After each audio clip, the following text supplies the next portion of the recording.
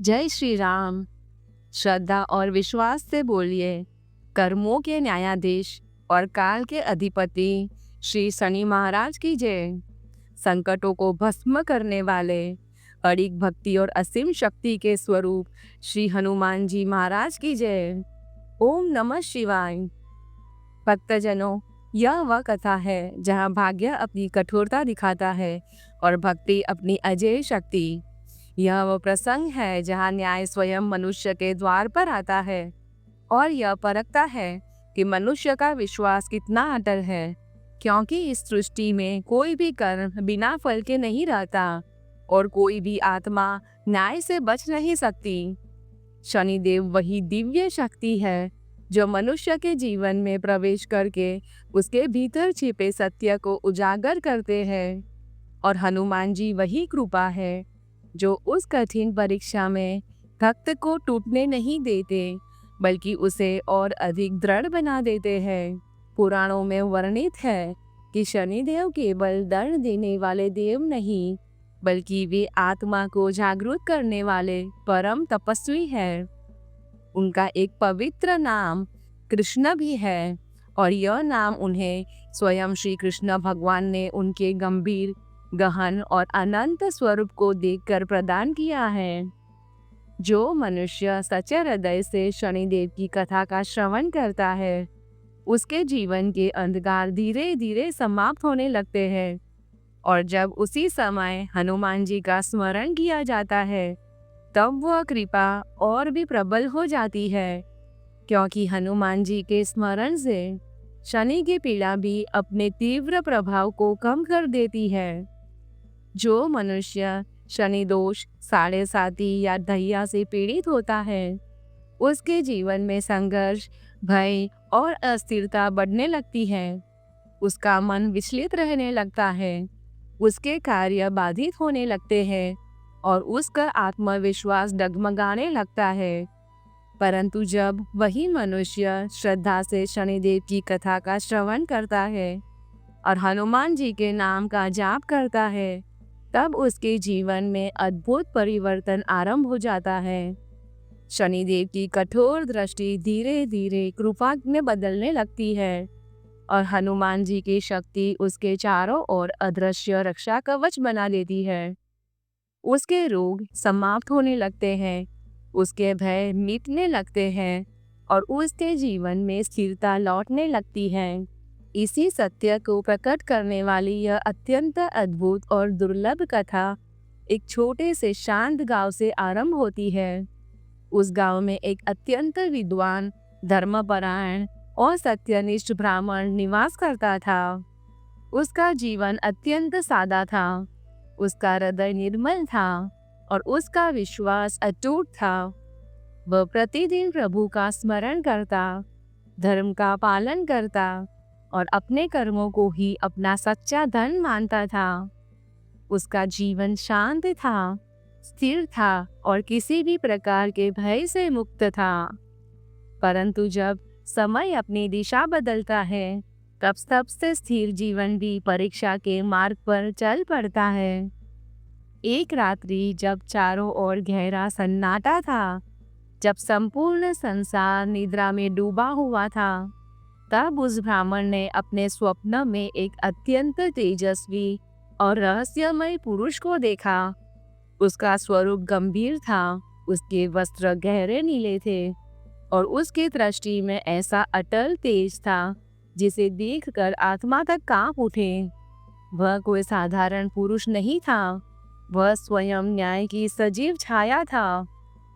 उस दिव्य पुरुष ने गंभीर और अटल स्वर में कहा, हे ब्राह्मण, अब मैं तेरे जीवन में प्रवेश करूंगा। उस वाणी में ऐसा सत्य था जिसे अनदेखा करना असंभव था। ब्राह्मण अचानक भयभीत होकर जाग उठा। उसका हृदय तीव्र गति से धड़क रहा था, उसका मन भय और आशंका से भर गया था।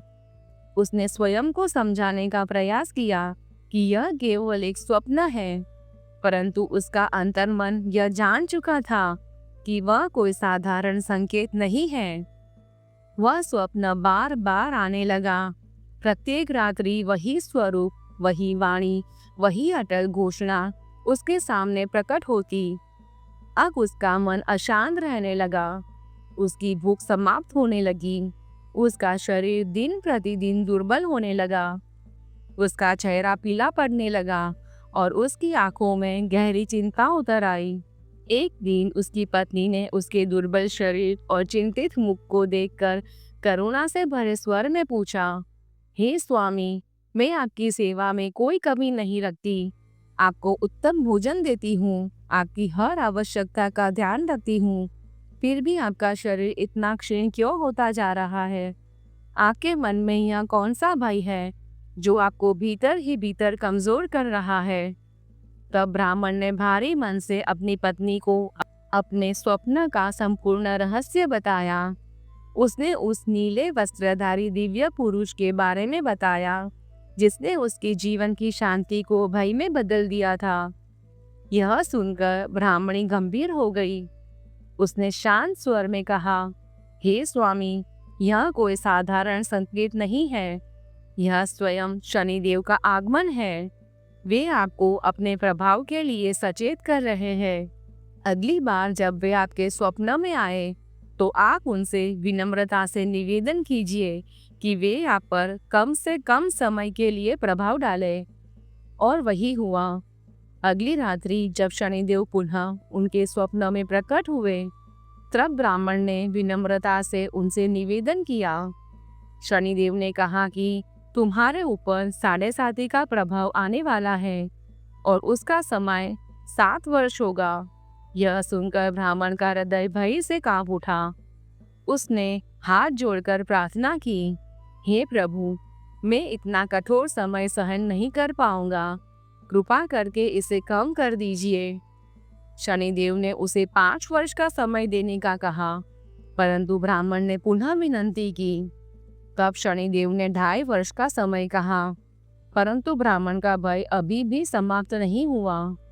अंततः शनिदेव ने कहा, हे ब्राह्मण, अब मैं तुझ पर केवल 1.25 पहर के लिए प्रभाव डालूंगा। यह सुनकर ब्राह्मण को थोड़ी शांति मिली, परंतु वह यह नहीं जानता था कि शनिदेव का एक क्षण भी मनुष्य के जीवन को पूरी तरह बदल सकता है। प्रातःकाल होते ही ब्राह्मण ने अपनी पत्नी को सब कुछ बताया और जंगल की ओर प्रस्थान किया। वह एक पीपल के पवित्र वृक्ष के नीचे बैठ गया और पूर्ण श्रद्धा से हनुमान जी का स्मरण करने लगा। उसका मन भयभीत था, परंतु उसका विश्वास अडिग था। समय धीरे धीरे बीतता गया। जब वह वहां से लौटने लगा, तब मार्ग में उसे एक सब्जी मंडी दिखाई दी। उसने वहां से एक बड़ा कद्दू खरीदा और उसे अपनी चादर में लपेटकर आगे बढ़ने लगा।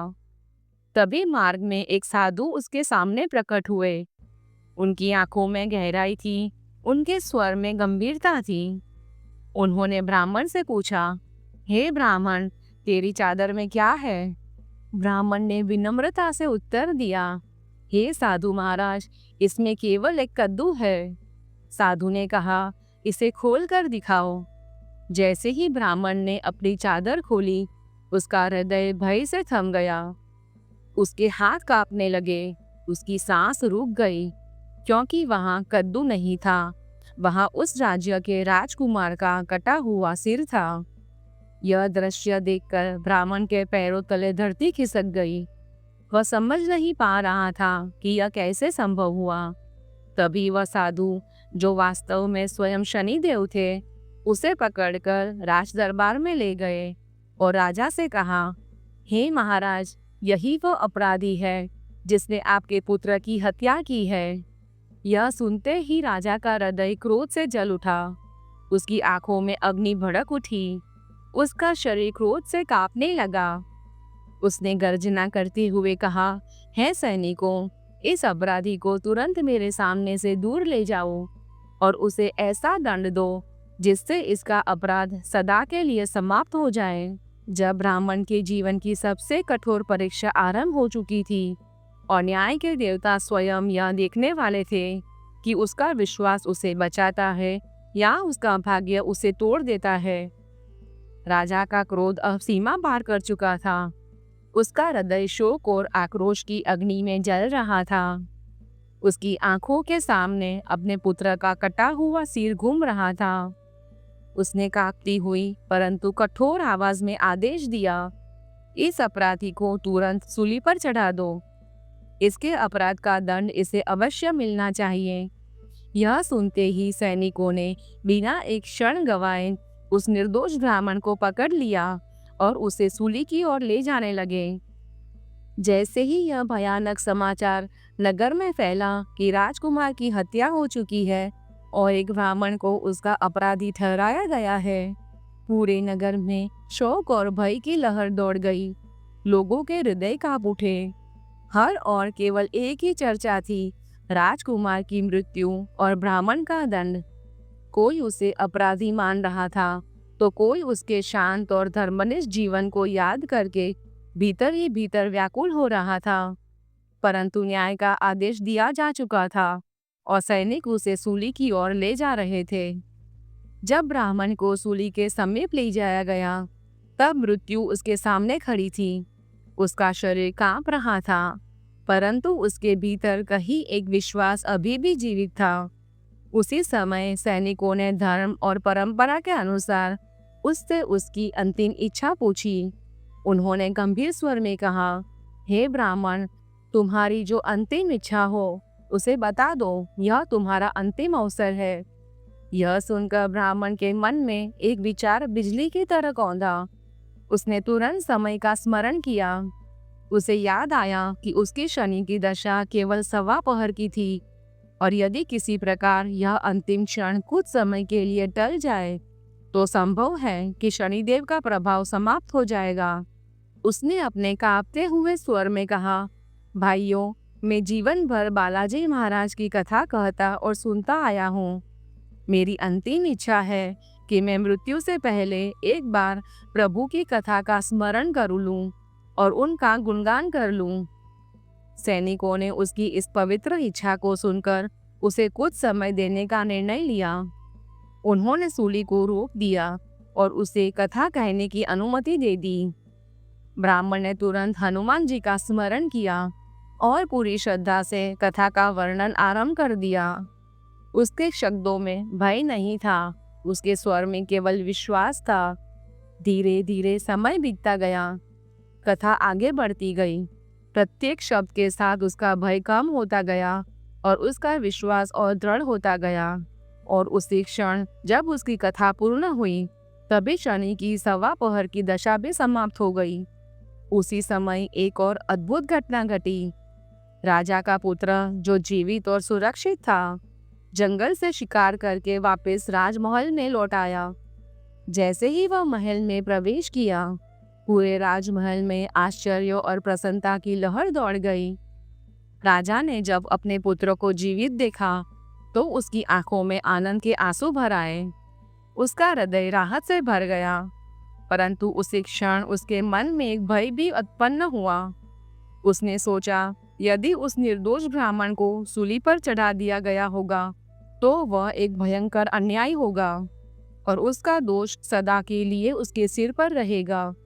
राजा ने तुरंत अपने सैनिकों को आदेश दिया कि वह शीघ्रता से सूली स्थल पर जाए और उस ब्राह्मण को सम्मान सहित वापस लाए। सैनिक तुरंत वहां पहुंचे और ब्राह्मण को आदर पूर्वक राज दरबार में ले आए।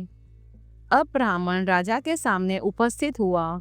तब राजा सिंहासन से उतरकर उसके सामने आए।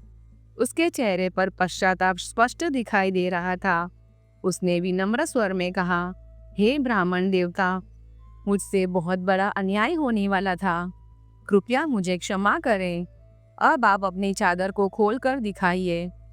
ब्राह्मण ने शांत मन से अपनी चादर खोली। इस बार उसमें केवल एक साधारण कद्दू था।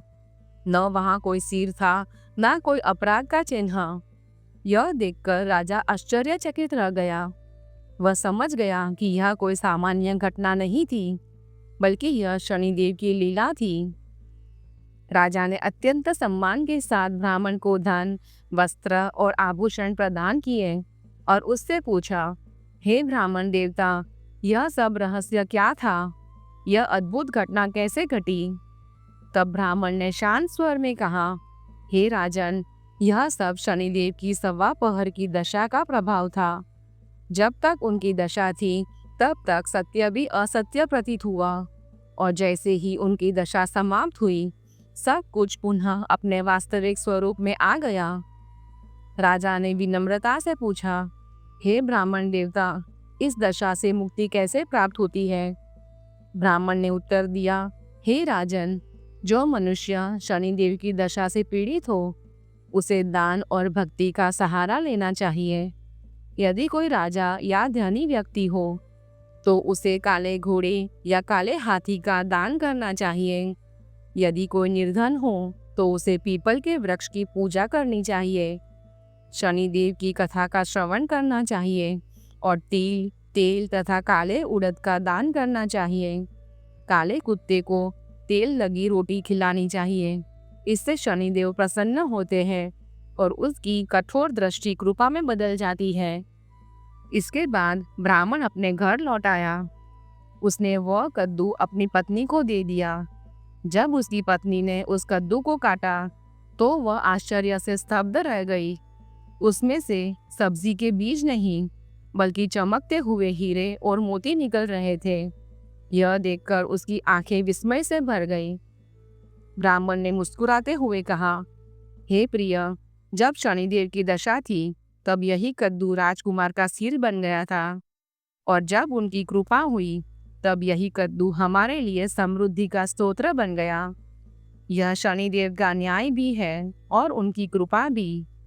वे पहले परीक्षा लेते हैं और जब भक्त उस परीक्षा में अडिग रहता है तब वे उसे ऐसा फल देते हैं जिसकी उसने कल्पना भी नहीं की हो।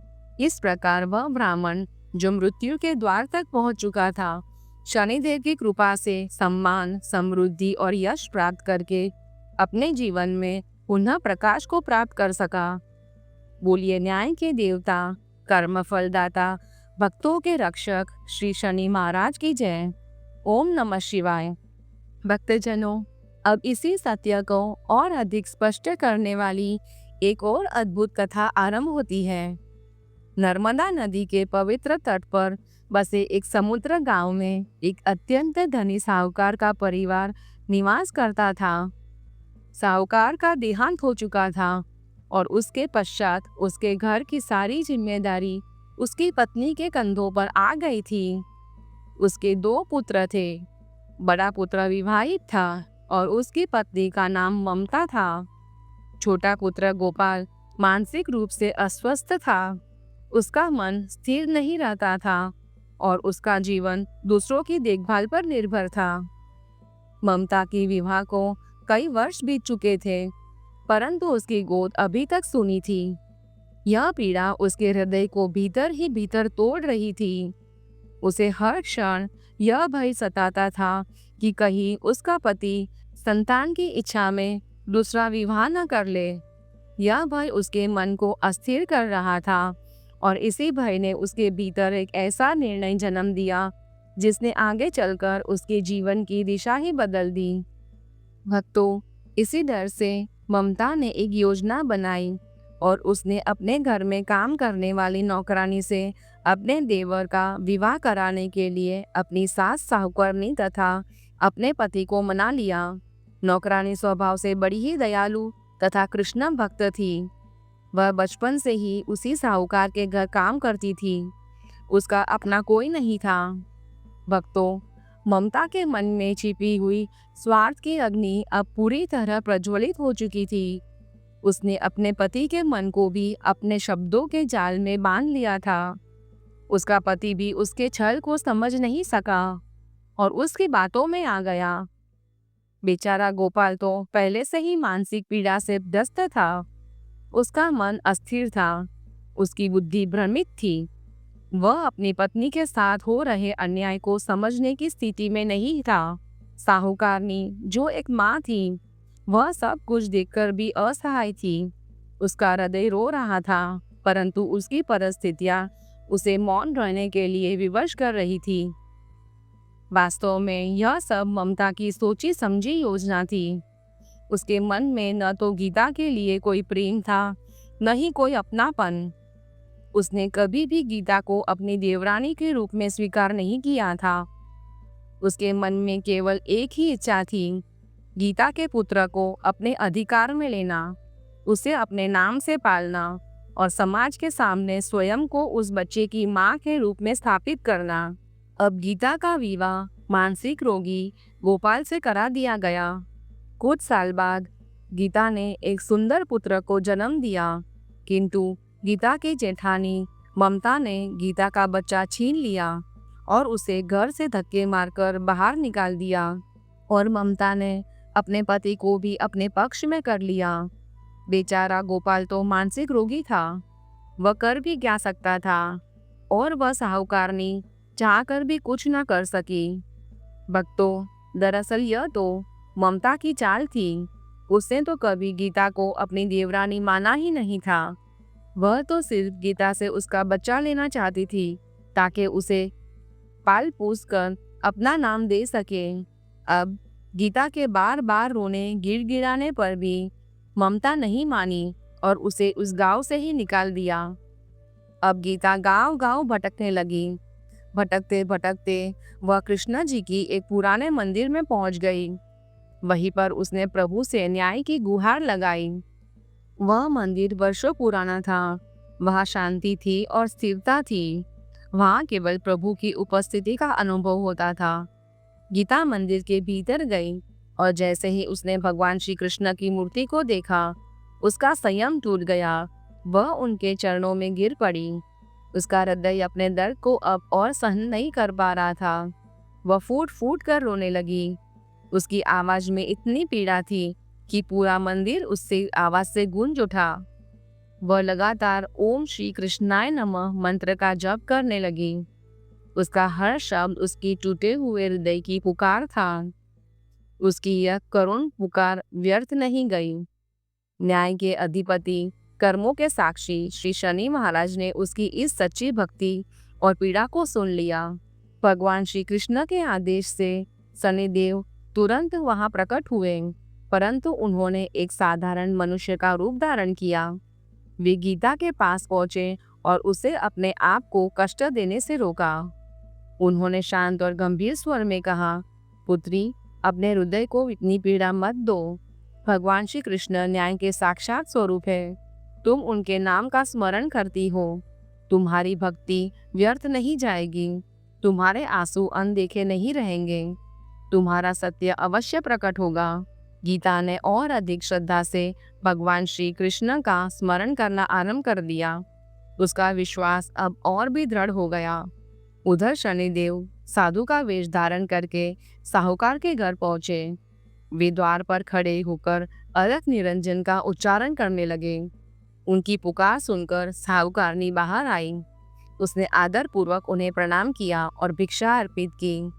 तब साधु रूपी शनिदेव ने कहा, हे देवी, मुझे ज्ञात हुआ है कि आपके घर में कोई मानसिक पीड़ा से ग्रस्त है। मैंने वर्षों तक कठिन तपस्या की है। मैंने दुर्लभ जड़ी बूटियों का संग्रह किया है। यदि आप अनुमति दें तो मैं आपके पुत्र को स्वस्थ कर सकता हूँ। यह सुनकर साहूकारनी के हृदय में आशा की किरण जाग उठी। उसने तुरंत उन्हें भीतर आने का निमंत्रण दिया। उसने अपने पुत्र गोपाल को उनके सामने प्रस्तुत किया। गोपाल का मन अब और भी अधिक टूट चुका था, क्योंकि उसकी पत्नी उससे दूर कर दी गई थी। साधु रूपी शनिदेव ने अपने कमंडल से जल निकाला। उन्होंने उस जल को मंत्र शक्ति से अभिमंत्रित किया और गोपाल को पीने के लिए दिया। जैसे ही गोपाल ने उस जल को ग्रहण किया, उसके भीतर एक अद्भुत परिवर्तन होने लगा। उसका भ्रम समाप्त होने लगा। उसकी चेतना जागृत होने लगी। उसकी आंखों में स्थिरता लौट आई। वह पूर्ण रूप से स्वस्थ हो गया। यह देखकर सभी आश्चर्यचकित रह गए। इसके बाद शनिदेव ने ममता को समझाने का प्रयास किया। उन्होंने उसे उसके अन्याय का बोध कराने का प्रयास किया। उन्होंने कहा, सत्य को स्वीकार करो और उस बच्चे को उसकी माँ को वापस कर दो। यही धर्म है, यही न्याय है। परंतु ममता का हृदय अभी भी अहंकार से भरा हुआ था। उसने सत्य को स्वीकार करने से इनकार कर दिया। उसने साधु का अपमान किया। उसने अपने अहंकार को सत्य से ऊपर रखा और उसी क्षण न्याय का समय आ गया। शनिदेव की दृष्टि उस पर पड़ी। उसका अहंकार उसके पतन का कारण बन गया। उसका मन विचलित हो गया। उसका शरीर दुर्बल हो गया। उसका एक हाथ लकवाग्रस्त हो गया। उसका मानसिक संतुलन नष्ट हो गया। यह उसके कर्मों का फल था। उधर गोपाल ने अपनी पत्नी गीता को वापस अपने घर ले आया। उसका परिवार पुनः एक हो गया। उसका जीवन पुनः प्रकाश से भर गया। गीता की भक्ति ने उसे उसका सम्मान, उसका परिवार और उसका सुख वापस दिला दिया। भक्तों, यही शनिदेव का न्याय है। वे अन्याय को सहन नहीं करते और सच्चे भक्त को कभी अकेला नहीं छोड़ते। साढ़े सती और शनि की दशा मनुष्य के जीवन की परीक्षा होती है। यह समय कठिन अवश्य होता है, परंतु यह मनुष्य को जागरूक करता है। यह उसके अहंकार को समाप्त करता है। यह उसे सत्य और धर्म के मार्ग पर चलना सिखाता है। शनिदेव कभी अन्याय नहीं करते। वे केवल वही देते हैं जो मनुष्य के कर्मों का परिणाम होता है। और जब मनुष्य सच्ची भक्ति करता है, जब वह सत्य का साथ देता है, तब शनिदेव की कठोर दृष्टि भी कृपा में बदल जाती है। इसलिए जो मनुष्य श्रद्धा से शनिदेव का स्मरण करता है, जो सत्य और धर्म का पालन करता है, उसके जीवन में अंततः न्याय अवश्य स्थापित होता है। बोलिए कर्म फलदाता, न्याय के अधिपति श्री शनि महाराज की जय। ओम नमः शिवाय।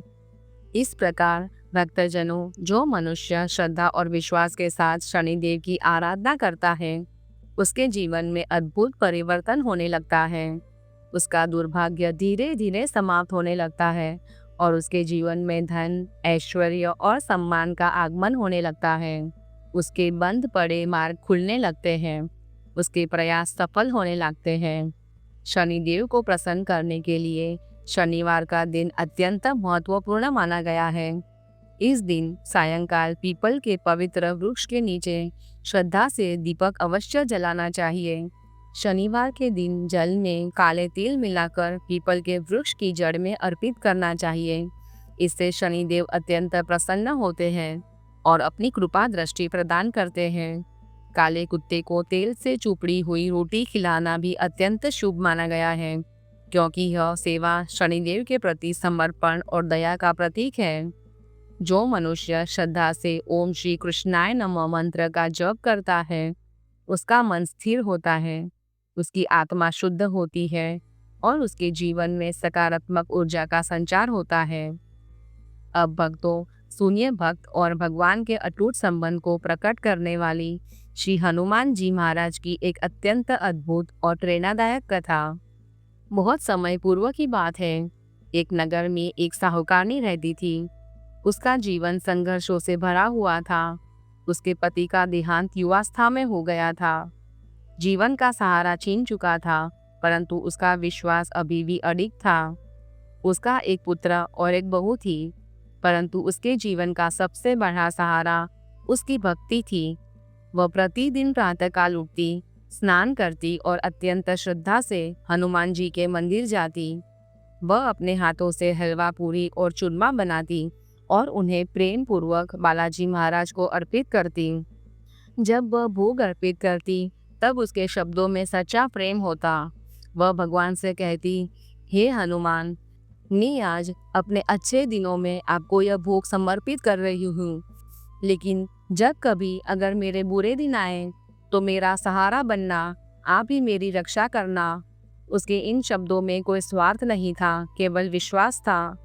समय बीतता गया। एक दिन उसकी बहू ने उससे प्रश्न किया, आप प्रतिदिन यह भोजन लेकर कहाँ जाती है? साहूकारनी ने शांत स्वर में उत्तर दिया, मैं इसे बालाजी महाराज को अर्पित करने जाती हूँ। परंतु बहू के मन में श्रद्धा नहीं थी, उसके मन में संदेह था। उसने कठोर शब्दों में कहा, मुझे तो ऐसा प्रतीत होता है कि आप यह सब अपने लिए बनाती है और छिपकर स्वयं ही खा जाती है। सास अपनी बहू की बातें सुनती है पर कुछ नहीं बोलती और उसका मन बड़ा ही दुखी होता है। उसे यह दुख होता है कि वह भगवान की भक्ति करती है और उसकी बहू उसे चोर कह रही है। दुख के मारे वह जाकर अपने कमरे में सो जाती है। सोते सोते 5 दिन हो गए। हनुमान जी सपने में आए और बोले, साहूकारनी, तूने अपने अच्छे दिनों में मुझे जो दिया था, अब मैं तुझे तेरी बुरे दिनों में वापस दे रहा हूँ। साहूकारनी बोली, हे हनुमान जी, आज तो आप मुझे खाने के लिए दे देंगे, लेकिन रोज कौन देगा? हनुमान जी बोले, साहूकारनी, मैं तुम्हें रोज दूंगा। हनुमान जी की महिमा देखिए। उन्होंने साहूकारनी के लिए चूरमा, रोटी, हलवा, पूरी दिया। साहूकारनी चुपचाप चूरमा रोटी खा लेती। इसी प्रकार 5-6 दिन बीतते गए और धीरे धीरे बहू के घर में से अचानक अनाज इत्यादि खत्म होने लगता है। उसके पास कुछ नहीं रहता। सब चीज में आटा पड़ गया। सब चीजें खत्म होने लगी। बहू ने सोचा, सास को 7 दिन हो गए हैं, मैंने तो उन्हें खाने को कुछ दिया भी नहीं, देखूं तो कैसी है। अब बहू ने जब सास के कमरे में जाकर देखती है तो उसने क्या देखा कि उसकी सास तो अच्छी भली है। बहू बोली, सासू जी, मैंने तुम्हें खाने को कुछ भी नहीं दिया, इतने स्वस्थ तुम कैसे हो? सास बोली, मुझे तो हनुमान जी मीठी मीठी हलवा और रोटी दे जाते हैं, मैं वही खाती हूँ। बहू सास के पैर में गिर पड़ी। उसे पछतावा हुआ। वह बोली, हे सासू माँ, हम तो तुम्हारे भाग्य का खाते हैं, हमारे घर में तो कुछ भी नहीं रहा। मैंने आपको खाना नहीं दिया, मैंने आपकी भक्ति को झूठा समझा, आपको चोर और चटोरी समझा, इसलिए भगवान ने मुझे दंड दिया। 7 दिन के अंदर ही हमारे घर से अनाज, धन इत्यादि समाप्त हो गया। हे सासू माँ, अब आप ही सब कुछ संभालो, मुझे आपकी भक्ति पर विश्वास हो गया है, जी की महिमा अपार है। इसके बाद उसने भी श्रद्धा से हनुमान जी का स्मरण करना आरंभ कर दिया। धीरे धीरे उसके जीवन में भी समृद्धि लौटने लगी। उसके घर में पुनः अन्न और धन का आगमन होने लगा। भक्तों, यही हनुमान जी की कृपा है। वे अपने सच्चे भक्त को कभी निराश नहीं करते। वे उसकी परीक्षा अवश्य लेते हैं, परंतु अंततः उसे उसका फल अवश्य प्रदान करते हैं। बोलिए संकट मोचन श्री बजरंगबली हनुमान जी महाराज की जय। ओम नमः शिवाय। और अब इसी भक्ति की परीक्षा को प्रकट करने वाली एक और अद्भुत घटना आरंभ होती है। जब स्वयं हनुमान जी एक वृद्ध भक्त की श्रद्धा की सीमा को परखने के लिए उसके द्वार पर साधु के वेश में पहुंचते हैं। उस साधु की पुकार जब उस वृद्धा के कानों में पड़ी, तब वह तुरंत अपने स्थान से उठी। उसके हृदय में सेवा की भावना थी। उसके मन में संतों के प्रति अटूट श्रद्धा थी। वह शीघ्रता से बाहर आई, साधु के चरणों में झुककर प्रणाम किया और विनम्र स्वर में बोली, हे महाराज, आपकी क्या आज्ञा है? मैं आपकी सेवा के लिए तत्पर हूँ। साधु के वेश में स्वयं श्री हनुमान जी खड़े थे। उन्होंने गंभीर स्वर में कहा, मैं अत्यंत भूखा हूँ, मुझे भोजन करना है। तुम थोड़ी सी भूमि को लीप कर शुद्ध कर दो, ताकि मैं वहाँ बैठकर अपना भोजन बना सकूं। यह सुनकर वृद्धा क्षण भर के लिए मौन हो गई। उसके मन में दुविधा उत्पन्न हुई। वह जानती थी कि भूमि को लिपने के लिए मिट्टी खोदनी पड़ेगी और उस दिन उसने व्रत के कारण मिट्टी को स्पर्श न करने का संकल्प लिया था। उसने हाथ जोड़कर बोली, महाराज, लिपने और मिट्टी खोदने के अतिरिक्त आप कोई दूसरी आज्ञा दें, मैं अवश्य पूर्ण करूंगी। साधु ने 3 बार प्रतिज्ञा कराने के बाद कहा, तो अपने बेटे को बुला, मैं उसकी पीठ पर आग जलाकर भोजन बनाऊंगा। यह सुनकर वृद्धा घबरा गई, परंतु वह प्रतिज्ञाबद्ध थी। उसने अपने पुत्र को बुलाकर साधु को सौंप दिया। उन्होंने वृद्धा के हाथों से ही उसके पुत्र को भूमि पर पेट के बल लिटाया और उसकी पीठ पर अग्नि प्रज्वलित कर दी। अग्नि की ज्वालाएं उठने लगी। यह दृश्य देखकर वृद्धा का हृदय पीड़ा से भर गया। उसका मन व्याकुल हो उठा। वह अपने आंसुओं को रोक नहीं सकी, परंतु उसने अपनी प्रतिज्ञा नहीं तोड़ी। वह मौन होकर अपने कक्ष में चली गई और प्रभु का स्मरण करने लगी। उधर साधु ने शांत भाव से अपना भोजन तैयार किया। जब भोजन पूर्ण हो गया, तब उन्होंने वृद्धा को पुकारा और कहा, हे माता, भोजन तैयार हो चुका है, अब अपने पुत्र को बुलाओ ताकि वह भी आकर प्रसाद ग्रहण करे। यह सुनकर वृद्धा का हृदय और अधिक व्याकुल हो गया। उसने करुण स्वर में कहा, हे महाराज, कृपया मेरे घावों को और गहरा मत कीजिए। मेरा पुत्र अब इस संसार में नहीं रहा, मैं उसे कैसे बुलाऊं? परंतु साधु ने पुनः आग्रह किया। उन्होंने कहा, तुम अपने पुत्र को पुकारो। वृद्धा ने कांपती हुई स्वर में अपने पुत्र का नाम लिया और तभी वह दृश्य प्रकट हुआ जिसने उसके जीवन की दिशा बदल दी। उसका पुत्र पूर्णतः स्वस्थ अवस्था में उसके सामने खड़ा था। उसके शरीर पर अग्नि का कोई चिन्ह नहीं था। वह जीवित था, सुरक्षित था और शांत था। यह देखकर वृद्धा की आंखों से आंसुओं की धारा बह निकली। उसका हृदय श्रद्धा और विस्मय से भर गया। वह तुरंत साधु के चरणों में गिर पड़ी। उसी क्षण साधु का स्वरूप बदलने लगा। वह साधारण वेश समाप्त हो गया। वहां स्वयं संकट मोचन भक्तों के रक्षक श्री हनुमान जी अपने दिव्य स्वरूप में प्रकट हुए। उनका तेज सूर्य के समान प्रखर था। उनका स्वरूप करुणा और शक्ति से परिपूर्ण था। उन्होंने स्नेहपूर्वक कहा, हे माता, यह तेरी भक्ति की परीक्षा थी। तूने अपने विश्वास को अपने भय से ऊपर रखा। तेरे जीवन में कभी कोई कष्ट स्थायी नहीं रहेगा। यह कहकर हनुमान जी अंतर्ध्यान हो गए। भक्तजनों, आप सुनिए एक और अद्भुत कथा जो यह सिद्ध करती है कि सच्ची भक्ति कभी व्यर्थ नहीं जाती। एक पवित्र नगर में विष्णु प्रसाद नामक एक ब्राह्मण अपनी पत्नी पद्मा के साथ निवास करता था। उनके घर में धन, सम्मान और वैभव की कोई कमी नहीं थी। समाज में उनका अत्यंत सम्मान था, परंतु उनके जीवन में एक गहरा अभाव था। वे संतान सुख से वंचित थे। यह अभाव उनके हृदय को निरंतर पीड़ा देता था। वे प्रत्येक मंगलवार को श्रद्धा से हनुमान जी का व्रत रखते थे। वे पूर्ण विधि से पूजा करते थे। वे अपने विश्वास को कभी कमजोर नहीं होने देते थे। वर्षों बीत गए, परंतु उनका विश्वास अडिग रहा। एक दिन विष्णु प्रसाद वन में तप और पूजा के लिए चले गए और पद्मा ने घर पर ही व्रत का पालन जारी रखा। एक मंगलवार को अत्यधिक कार्य के कारण वह हनुमान जी को भोग अर्पित नहीं कर सकी। यह भूल उसके हृदय को कचोटने लगी। उसने संकल्प लिया कि वह भोग अर्पित किए बिना अन्न ग्रहण नहीं करेगी। दिन बीतते गए, उसका शरीर दुर्बल होने लगा। उसकी शक्ति क्षीण होने लगी और 7वें दिन उसकी चेतना समाप्त होने लगी। उसकी भक्ति अपने चरम पर पहुंच गई। तब स्वयं हनुमान जी उसके स्वप्न में प्रकट हुए। उन्होंने स्नेहपूर्ण स्वर में कहा, हे पुत्री, तेरी भक्ति अटूट है, तेरी श्रद्धा निष्कलंक है। मैं तुझसे अत्यंत प्रसन्न हूँ। मैं तुझे एक तेजस्वी और धर्मात्मा पुत्र का वरदान देता हूँ। यह कहकर वे अंतर्ध्यान हो गए। समय आने पर पद्मा ने एक सुंदर और तेजस्वी पुत्र को जन्म दिया। उसका नाम माधव रखा गया। वह बालक हनुमान जी की कृपा का जीवित प्रमाण था। परंतु जब विष्णु प्रसाद ने उस बालक को देखा, तब उसके मन में संदेह उत्पन्न हो गया। उसने अपनी पत्नी की पवित्रता पर प्रश्न उठाया। उसका यह संदेह उसके जीवन की सबसे बड़ी भूल बनने वाला था। एक दिन वह बालक को कुएं के पास ले गया और उसे कुएं में धकेल दिया। कुछ ही क्षणों बाद वही बालक जीवित और सुरक्षित अवस्था में उसके सामने आ गया।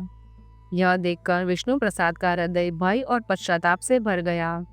उसी रात्रि हनुमान जी उसके स्वप्न में प्रकट हुए और गंभीर स्वर में कहा, हे विष्णु प्रसाद, यह पुत्र मेरी कृपा से प्राप्त हुआ है। तेरी पत्नी की भक्ति निष्कलंक है। तूने संदेह करके अपने विश्वास को कमजोर किया है। यह सुनकर विष्णु प्रसाद की आंखों से पश्चाताप के आंसू बहने लगे। उसे अपनी भूल का बोध हो गया। उसने अपनी पत्नी से क्षमा मांगी और अपने पुत्र को हृदय से लगा लिया। इस प्रकार भक्तों, यह सत्य है कि जहाँ सच्ची भक्ति होती है, वहाँ स्वयं भगवान अपने भक्त की रक्षा करते हैं। वे उसकी परीक्षा अवश्य लेते हैं, परंतु अंत में उसे सम्मान, सुख और सत्य का आशीर्वाद अवश्य प्रदान करते हैं।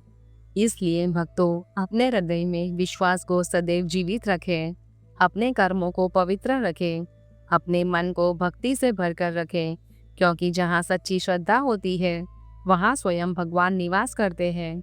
जहाँ सत्य होता है, वहाँ अंततः विजय होती है। प्रेम और श्रद्धा से बोलिए, न्याय के अधिपति श्री शनि महाराज की जय। संकट मोचन श्री बजरंगबली हनुमान जी महाराज की जय। ओम नमः शिवाय। आप सभी के जीवन में शनिदेव का न्यायपूर्ण आशीर्वाद और हनुमान जी की अटूट कृपा सदा बनी रहे। आपके जीवन से सभी कष्ट दूर हो, आपके घर में सुख, समृद्धि और शांति का स्थायी निवास हो और आपका विश्वास सदैव अडिग बना रहे। ओम नमः शिवाय।